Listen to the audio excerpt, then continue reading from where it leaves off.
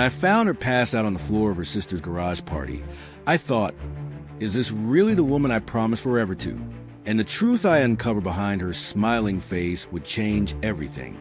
If you've ever been in a relationship that looked perfect on the surface, but underneath you sensed something was wrong, hit like, subscribe, and get ready. This is one of the wildest Reddit revenge stories you'll hear. Let's dive in. I was in my 30s, settled into a comfortable life. I had a job I was proud of.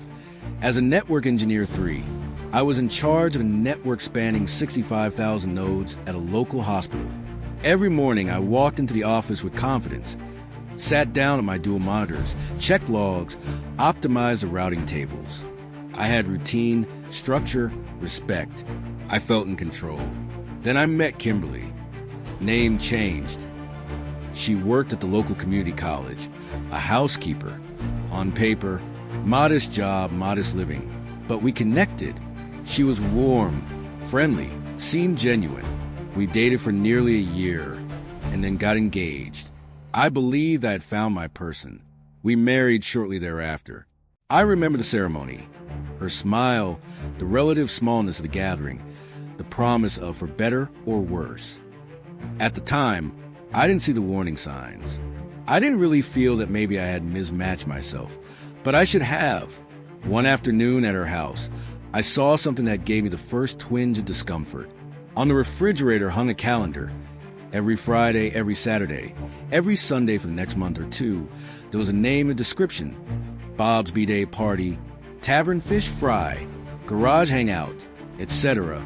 I asked Kim, what are all these for? She just shrugged and said cheerfully, oh, those are dates for parties. It didn't click at the time, but later I realized these weren't reminders. They were directives. They weren't optional. They weren't small, innocuous gatherings. They were night after night of drinking, of social fatigue, of loss of control. After the wedding, the calendar reality took hold every weekend, and sometimes in the middle of the week, I found myself dragged into some family party, bar scene, or garage binge. I'd sit in a corner watching Kim bump up to strangers, ordering beer after beer, then falling over dirty concrete floors, laughing when she shouldn't, losing consciousness when she should have stopped. One of the worst nights, we were at a family party, about 20 people. Kim got so drunk she collapsed on a concrete floor and started convulsing. I stood helplessly over her, instinct screaming, call an ambulance. Another man was helping me hold her head, so she wouldn't smash it on the floor. I looked at him and whispered, we need to get her into my car. I'm taking her home now. And then her sister's voice, what the hell are you doing? You're taking our entertainment away. Laughter from everyone. I stood there, stunned. My blood froze. There was a sense I wasn't seeing something. They thought of Kim's collapse as entertainment. Another night, at her sister's house. I'd had too much to drink as well. I asked, does anyone know a taxi's phone number? The response, why are you calling a taxi? That'll cost you $20. And that's a case of beer. They mocked the idea of safety. I replied, no, $1.40, $20 for the ride, and $20 for the guy who gets me home safe. I ended up doing exactly that. I left the party and took the taxi. The laughter and mockery still echoed. Month after month, she was spending $750 to $950 per month on alcohol. And that's before I even considered the cocaine.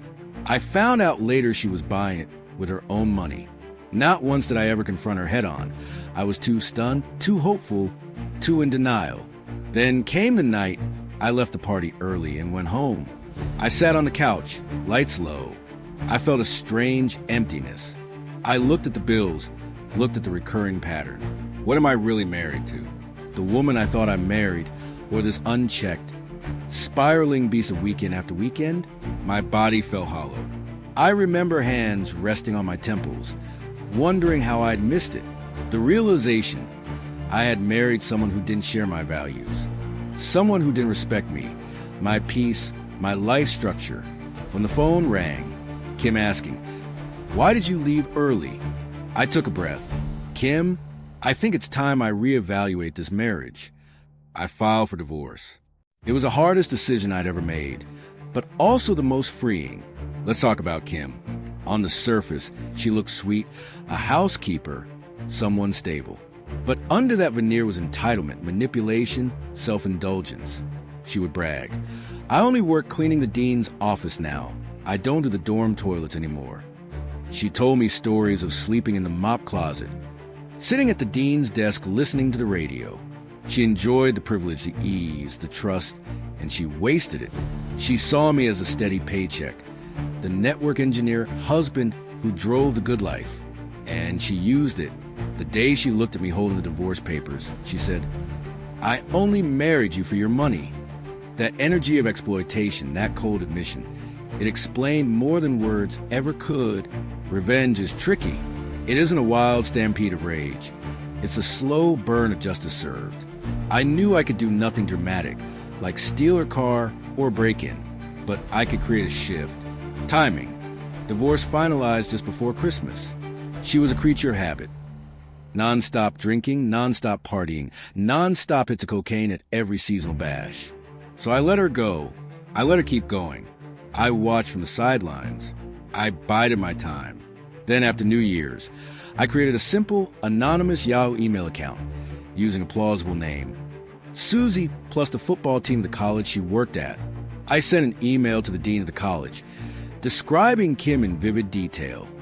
The woman who bragged about snorting cocaine off the dean's desk, who joked about getting over on the mop closet sleeping nights, who used her housekeeping job as a twilight indulgence machine. In the email I wrote, this college prides itself on a zero-tolerance policy for drugs. Yet at the Christmas party, I saw a woman, cleaning staff, or was it office staff now, bragging about snorting cocaine off the very dean's desk I know by name and detail. I didn't wait for glory. I waited for outcome. A few months later, I saw on the college website her title change from housekeeper to dorm cleaning staff, back to cleaning toilets again. Then 6 months later, on the college calendar, I spotted something that stunned me. Come join with us the celebration and graduation of Kimberly from her treatment program. Bingo, the whole sequence. Confrontation, choice, treatment. I'll never know the exact details. Was she forced? Told to pee in a bottle? Given a final chance? I don't know, but she ended up in a treatment program. Not voluntary, not on her own terms. That moment when the calendar read, graduation of Kimberly from her treatment program, felt like the universe tipping the scales back toward fairness.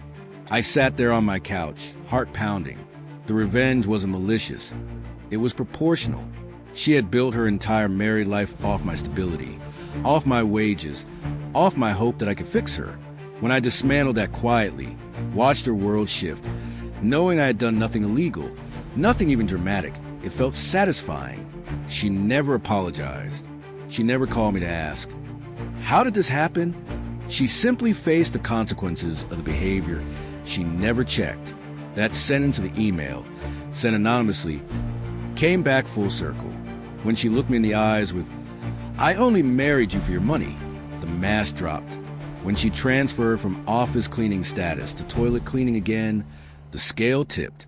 When she emerged from treatment, perhaps humbler, perhaps different, something reset. In the end, I asked myself, was I a dick for doing it? Maybe, but was it unfair? No. I married someone who used me, and I expected better for myself. I believed in a partnership. She believed in a paycheck. When the mismatch reached boiling point, I acted. Justice doesn't always mean revenge in flames. It can mean quietly stepping aside, sending a truth into the universe, and letting it land. I got my piece. She got her reckoning. The world balanced again. If this story hit a nerve, if you've ever felt used, betrayed, or underestimated, smash that like button. Drop a comment. What's the most satisfying revenge you've ever seen someone execute? And of course, hit subscribe for more stories like this. Thanks for watching, and I'll catch you in the next one.